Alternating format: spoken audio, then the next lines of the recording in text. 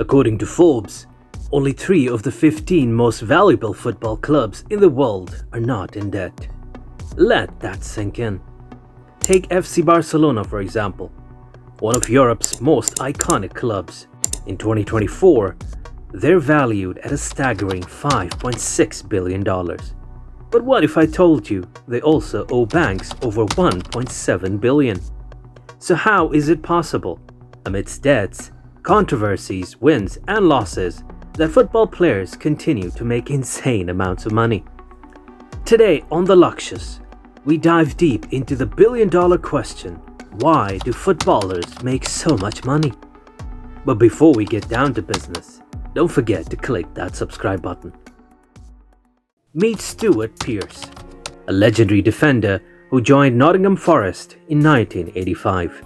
But football wasn't his only hustle. He kept working as an electrician on the side. In fact, he even advertised his services in the matchday program. Sounds wild today, right? But back then, it wasn't unusual. That all changed in the early 90s when a revolution took over English football.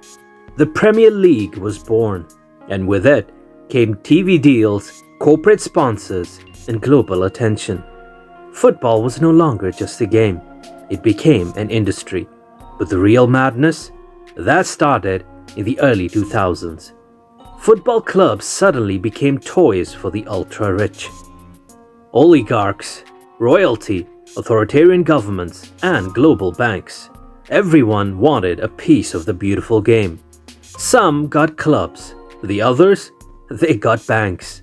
And with that, it started raining money for footballers. Not just fame, not just good looks, they became the financial elite. Let's talk numbers. Goldman Sachs and JP Morgan together control $5 trillion in assets. Their investments range from tennis balls to long-range missiles. In 2021, La Liga signed a deal with CVC Capital Partners and JP Morgan worth $1.9 billion. In return, the banks got 8% of the league's future TV revenue for the next 50 years. Yes, you heard that right.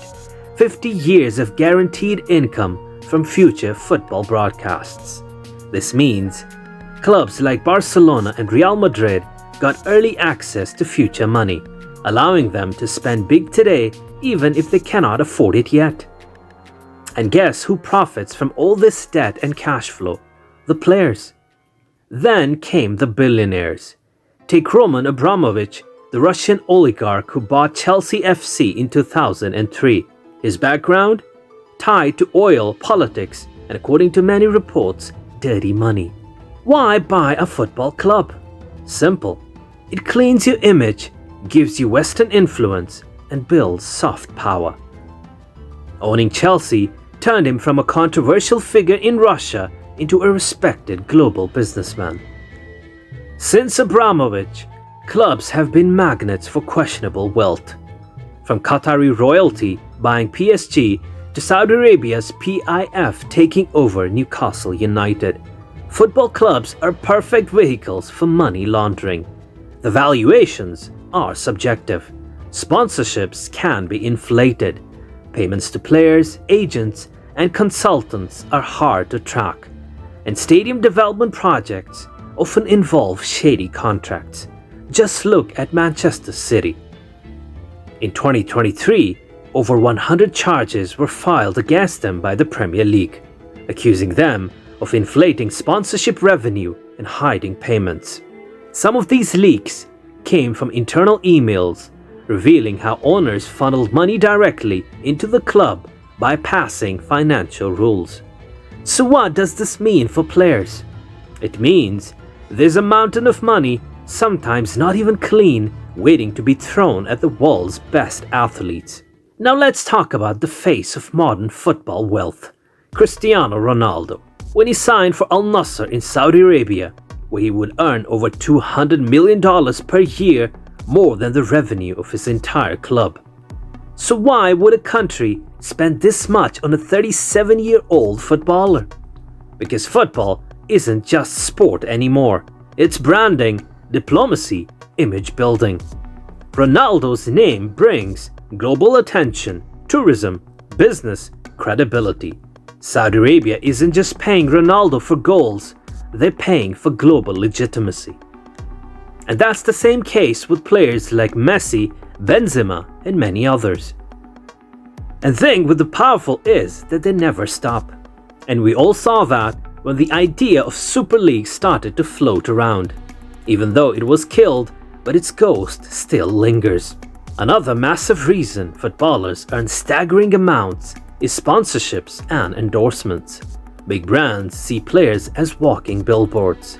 Ronaldo, for example, signed a lifetime deal with Nike, reportedly worth over $1 billion. Yes, $1 billion, making him one of only 3 athletes in history to get such a deal. He also earns over $2 million per sponsored Instagram post, more than most clubs make in a week. These deals aren't just for show, they deliver results. According to Nielsen Sports, athlete endorsements generate 11 times more ROI than traditional ads. That's why players land lifetime deals with Nike, Adidas, and other global giants. Clubs benefit too. Barcelona's deal with Spotify is worth $310 million over 4 years. These sponsorships turn players into global icons and their names into billion-dollar brands, fueling even higher paychecks. The business side of football is still run by billionaires, banks, and regimes with more interest in profit and politics than the purity of sport. But amidst all this chaos, football players, especially the elite, are the faces of this billion-dollar ecosystem. They may not control the system, but they are its biggest beneficiaries. Football may still be the beautiful game, but the beauty is now buried under billions. While the Super League project failed due to massive fan backlash, the forces that birthed it, greed, commercialization, and unchecked financial influence, are still very much in play. Today, clubs serve not just fans, but investors, oligarchs, and financial giants who treat football as a money-printing machine. Players earn astronomical salaries because they're at the center of this system, used to attract TV audiences, merchandise sales, sponsorships, and national pride. But this ecosystem is fragile. When football becomes more about balance sheets than goals, the soul of the game is at risk. The money may be flowing now, but the question remains: for how long can football keep this up before it collapses under its own financial weight? The game is changing, and not always for the better. The real fans can only hope it finds its way back. And with that, it's time for us to call it a day.